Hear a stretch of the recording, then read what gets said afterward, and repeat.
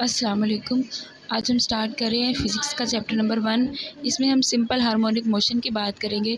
तो स्टार्ट में ये कह रहे हैं body is said to be vibrating if it moves to and fro and back and forth about a point या मीन पोजीशन। तो पॉइंट वो होता है जो उसका सेंटर होता है। बैक एंड फोर्थ या टू और फ्रो का मतलब होता है कि लेफ़्ट राइट या आगे पीछे। फॉर एग्ज़ाम्पल हम एक झूले की बात कर लेते हैं। हम झूला लेते हैं, उसका एक सेंटर होता है।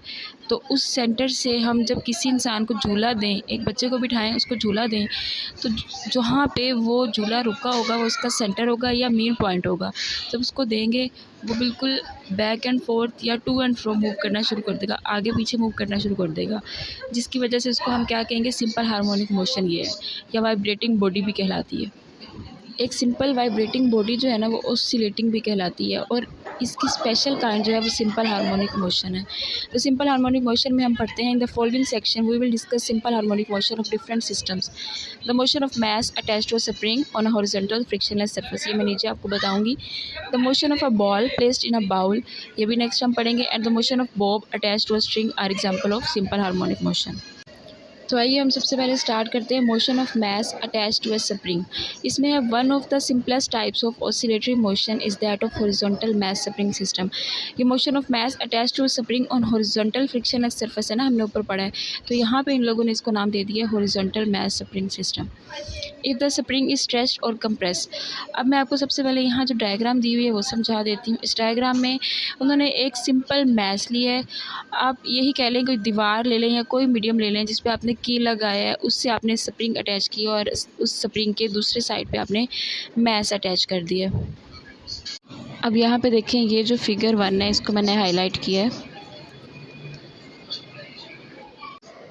इसमें देखें तो फोर्स ज़ीरो है। क्यों? क्योंकि हमने मैस को बिल्कुल मूव नहीं करवाया, मैस अपनी जगह पे स्टिल है, जिसकी वजह से हमने इसको कोई फोर्स नहीं लगाई। तो यहाँ पे फोर्स क्या है? ज़ीरो है।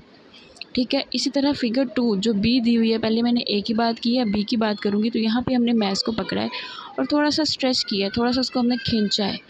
खींचने से क्या हुआ है कि मैस थोड़ा ओपन हो गया है, यानी कि मैस जो है वो अपनी पोजीशन से थोड़ा आगे आ गया। देखिए उन्होंने एरो का निशान लगा के ब्लू कलर में, और उसको हाईलाइट किया है कि यहाँ से उसने इतनी फोर्स कवर की है।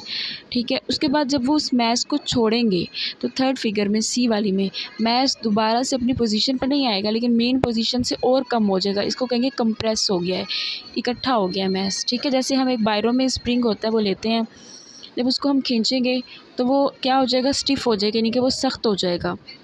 तो इसी तरह सेकंड वाली फिग में वो क्या होगा? स्टिफ़ हो जाएगा, सख्त हो जाएगा। स्टिफ़ होता है सख्त, उसके बाद जब हम उसको छोड़ेंगे तो वो दोबारा से सॉफ्ट हो जाएगा।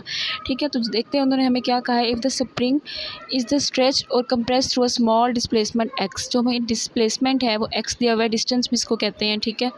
फिगर में भी एक्स शो किया हुआ है, यानी कि मैस ने कितना डिस्टेंस कवर किया स्ट्रेच होने में और कितना डिस्टेंस उसने कवर किया कंप्रेस होने में। ठीक है। उसके बाद वो कह रहे हैं it exerts a force F on the mass. ठीक है। इस तरह फोर्स आपको मैंने बताया है कि वो मैस पे फोर्स एक्सर्ट करेंगे।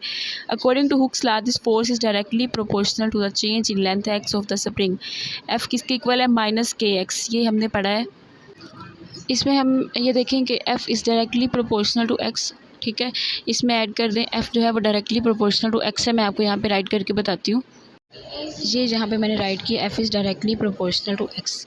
तो इसी से हमें पता चला कि हमने डायरेक्टली प्रोपोर्शनल जो था वो हटा के लगा दिया, तो के हमारे पास यहाँ पे प्रोपोर्शनैलिटी कांस्टेंट आ गया। ठीक है। तो वो बता रहे हैं अकॉर्डिंग टू हुक्स लॉ ये डायरेक्टली प्रोपोर्शनल है। ठीक है, हमने लिख दिया। उसके बाद है where X is the displacement of mass, ये मैंने बताया कि एक्स डिस्प्लेसमेंट या डिस्टेंस है from mean position O, and K is the constant called the spring constant. और यहाँ पे जो के है वो हमारे पास कांस्टेंट है जिसको हम स्प्रिंग कांस्टेंट का नेम देंगे।